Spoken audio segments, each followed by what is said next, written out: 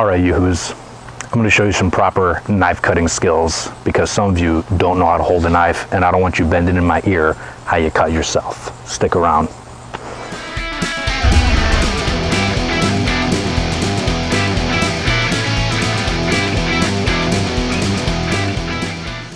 Hello and welcome back to another episode of the Simplified Chef, where I show you how to cook like a professional. My name is Jason. Thank you very much for joining me. All right, so today we're going to cover some basic knife skills. So some of the things you might need to know in order to cut properly and efficiently is that, one, you have to have a good chef knife. Now there's a million out there. You know, you have your Japanese steel, you have the German steel, you know, with the Western handle styles and all that. I personally like the hybrid of the Western and Eastern together.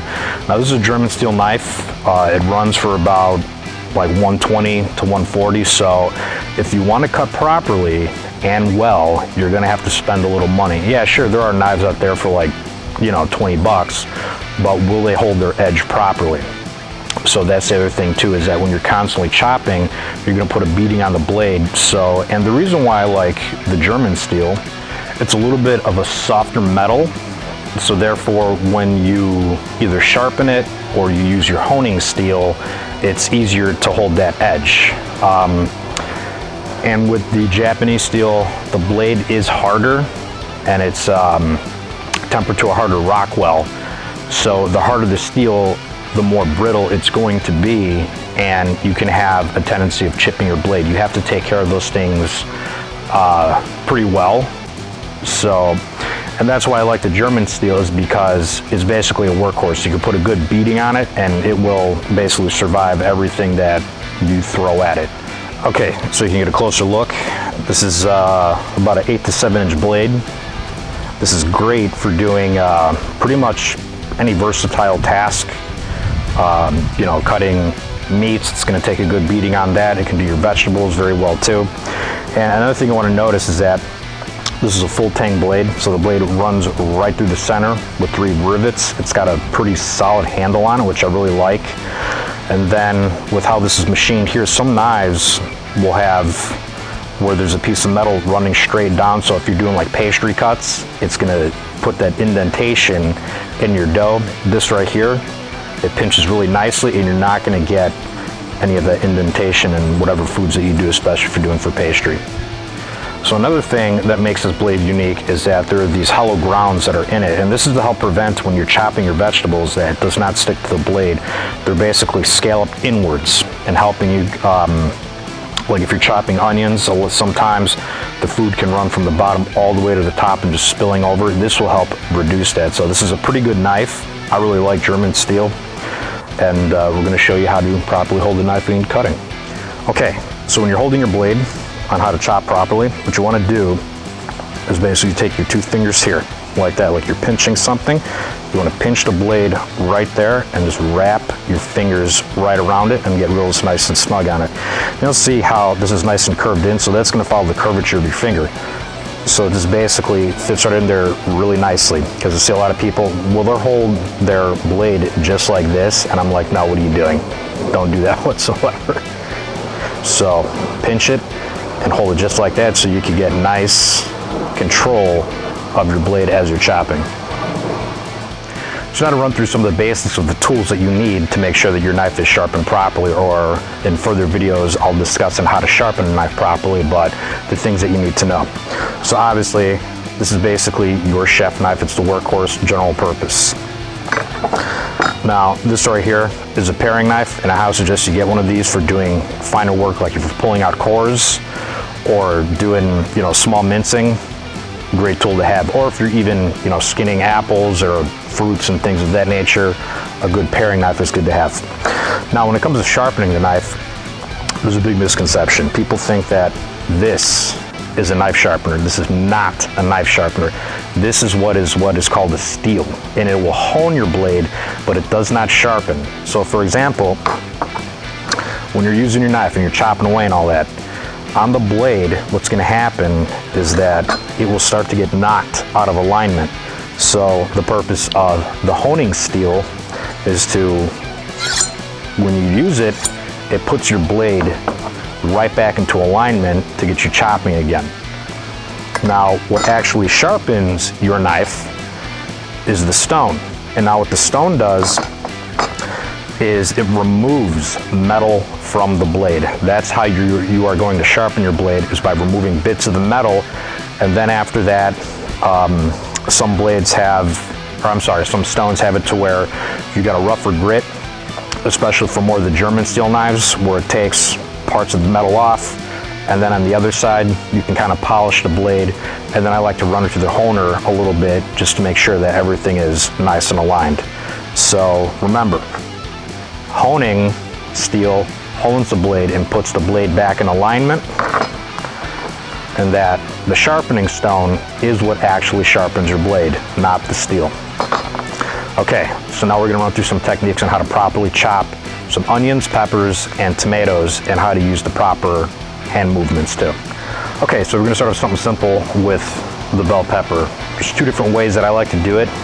And before we start cutting too, there's a lot of people that I notice where when they're presented with this pepper that they'll have a tendency to cut the top off, cut the bottom off, and just start digging out all the seeds, and you're creating a lot more work than what you need to be doing. So it's very simple.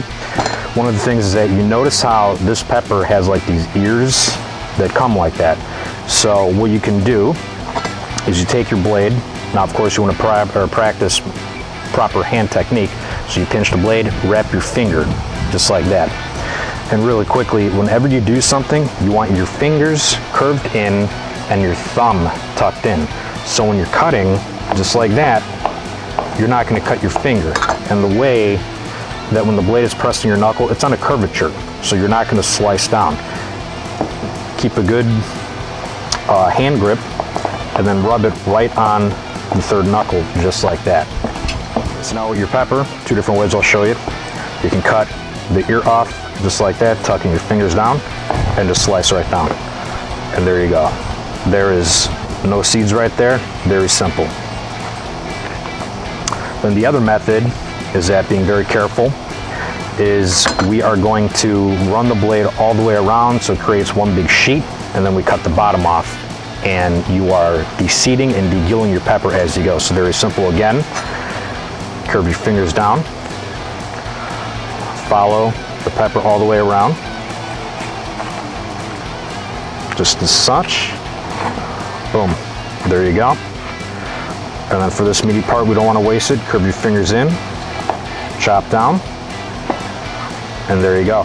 So now to chop it, we'll start with the smaller piece first. Move that out of the way.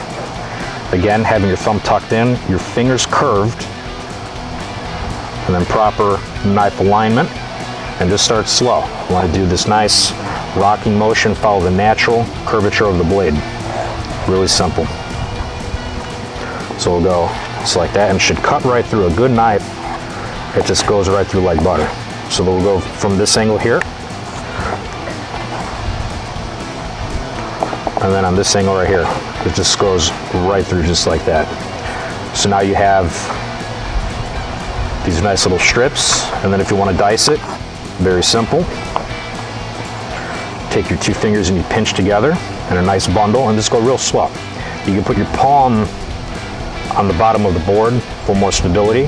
And again, this just takes time and practice. Same thing. Boom, chop, chop, chop, chop, chop, chop. Just like that. And there's your dice. Then we'll do the same thing with the other one here.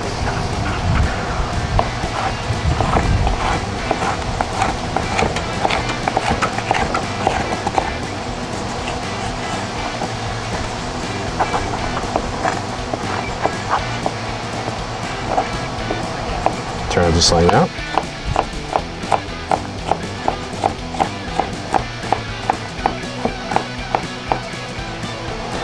And then when you're wiping your blade, make sure that you are wiping down, just like that, never up. Just a slight little brush downward.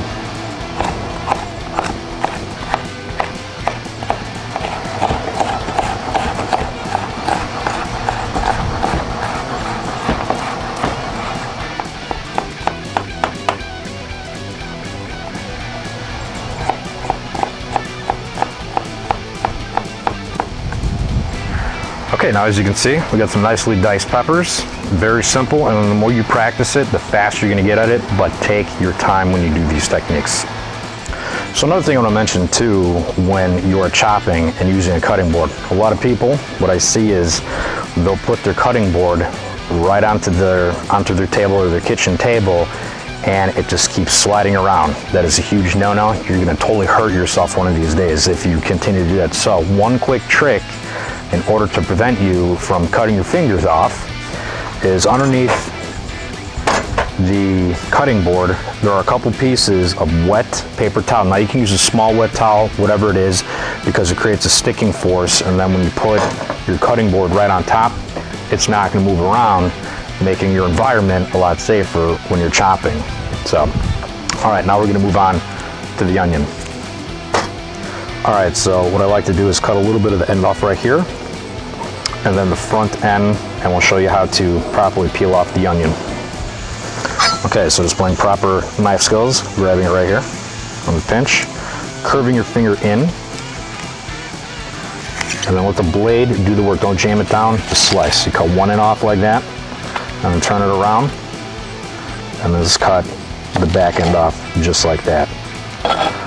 So we lay the onion down, and then curving our fingers, cutting it in half, just like that.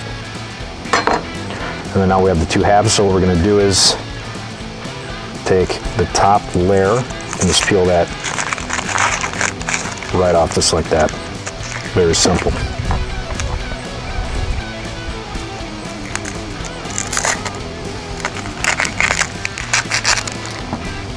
All right, so now we have our two halves right here. And a little note too, when the onion is whole, I see a lot of chefs where they will cut one part off with a paring knife, cut another part, and then like peel off the skin, one layer at a time. I think that takes a lot of work instead of just doing how I just showed you, where it just gets everything done really quickly, just like that. Okay, so now as you notice, we got the lines that are running just like that.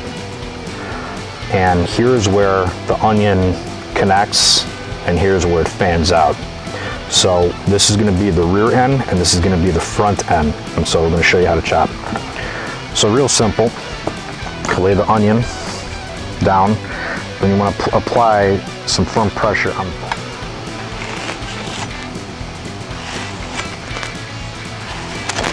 just like that. So you get the three cuts, and then what we're gonna do is we're gonna turn it and then make cuts down as such, like that. And go real slow at first. Put your thumb right behind the back of the onion or on the side, curve, and then fan your finger in, but just take your time and go real slow with this. So you make a small little cut. And when you're cutting, you don't want to chop all the way to the back. You see with the blade, it starts to go down into the onion, but it still leaves part of that back on. And just make small little cuts, just like that. Then after that, we're going to turn it sideways. So now we have three cuts on the bottom, and then we have our cuts going that way. So now when you chop downward, you make a dicing pattern. And still same applies. Kind of pinch the sides with your thumb and pinky on the side, keeping it together with your fingers curved in. And just take your time.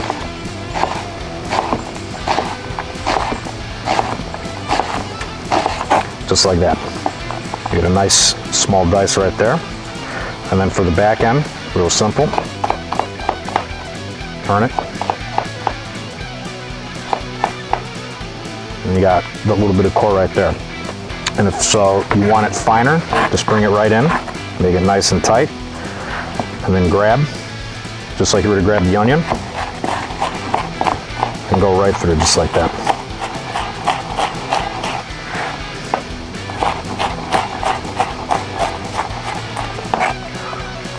Also, if you have this power right here and you want to do more fast chopping, what you do is you take your three fingers, place it on the top of the blade, not right here where your finger's curved in.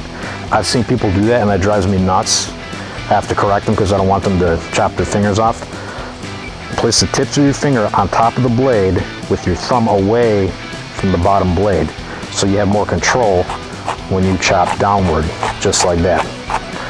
Bring it in, and then do, as you're chopping, go down down and chop.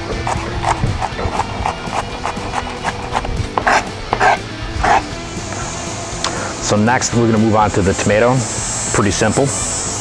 One of the things you gotta keep in mind too is that you have this core right here, so we wanna get rid of that, so it's always good to have a good paring knife. So first thing, when you're using your paring knife, you wanna curve your 2 fingers behind the blade, and then you have these fingers right here that are guiding along, and you could use this one to go and guide right around. So really carefully stick it into the center on a curvature, more like a 45-degree angle. And just go nice and slow. And just pull it right up. So one of the things to keep in mind too is when you're going to cut this into a dice, that in the tomato there are pockets that run up and down as such, and when I cut into it, you'll see why. So I really personally don't like cutting the tomato downward as such. I like turning it on its side and cutting straight down the middle. So we'll take our knife, hand nice and curved just like that, and let the blade do the work. So as you can see, you have these pockets right here that run straight down. So if we're going to try to dice a tomato in the other direction, it makes it really difficult. So now that we've cut it in half, if you want to do the dice, certain people, what they like to do is, in here, there's what's called the jelly, and it's all liquidy. So if you want nothing but just pure diced tomato, you can either squeeze it out, or you can kind of dig your fingers in and get all the seeds out of the tomato as well. Okay, so now we're gonna do kind of similar to the onion. We're gonna cut all the way through this time, and that's why it's imperative to have a really good sharp knife, especially for tomatoes. So we're gonna make 3 cuts going from the bottom up, and then we're gonna turn it, and then make cuts going in the other direction, and then we'll dice it. So we'll take our tomato, just cut just like that.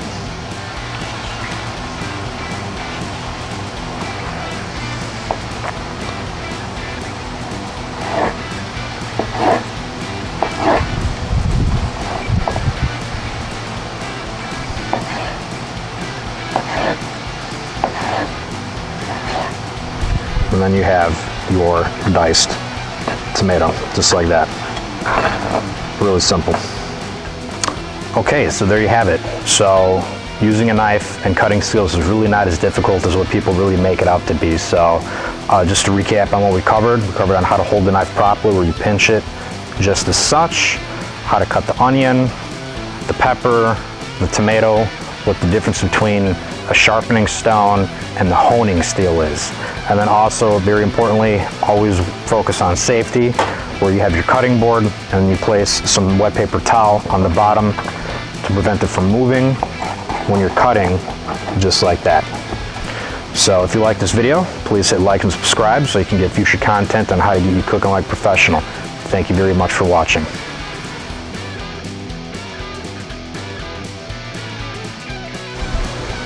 We get a closer look at the blade. See, it's about 7 inches wide. Or I'm sorry, 7 inches. So another thing that I'm getting really tired of these things running around here. Damn it.